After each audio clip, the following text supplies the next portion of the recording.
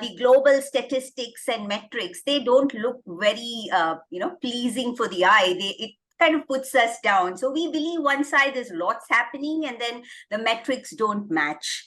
Now, how should somebody read between the lines and make sense of all this, Nidhi? I'd love to hear your thoughts on this.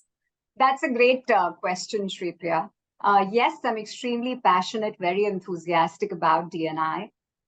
Let's take a moment really to reflect on the DEI journey till date.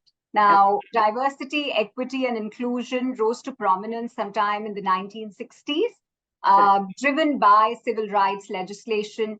In the 1980s, it was spurred by changing demographics of the workforce. And then in early 2000s, I would say it was picked up more as a business strategy to achieve greater profitability. Correct. Now, today, most organizations, if you see across the world, they do understand the importance of creating a diverse and an inclusion-rich workplace. But with countries being at very different stages of cultural, social, political, economic transformation, it's actually been a colossal shift that we've all been working towards. And while I agree there is huge ground still to cover, correct, I think we should applaud ourselves on what we have been able to achieve and where we've reached. There are many success stories. Multiple economies, if you see, are progressing on gender parity, mandatory women on boards, parental benefits, focus on pay equity. The list really is endless. Correct. But to accelerate this change from here, we really need to be intentional about every aspect of D&I. We can't leave it to chance and assume things will happen. Correct. Intentionality is what is needed to be activated to really bridge this gap. Now, more specifically, I think it needs to be built into the way we do business, the way we live, the way we think, in decisions about people's performance, careers, development.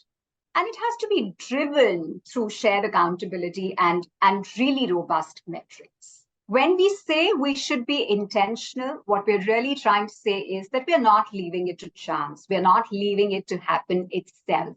Correct. We put in adequate checks and controls in the way we operate. Now, whether it is putting checks and controls in terms of processes, guardrails, in terms of constant sensitization, reminders, in terms of really questioning, in terms of really challenging the status quo, which really helps in such cases and which really helps in making this whole thing intentional. Like I said, it's important that there is shared accountability. So there is always another person, always another policy, always another process owner, always another leader, always the talent team to really challenge, to really question.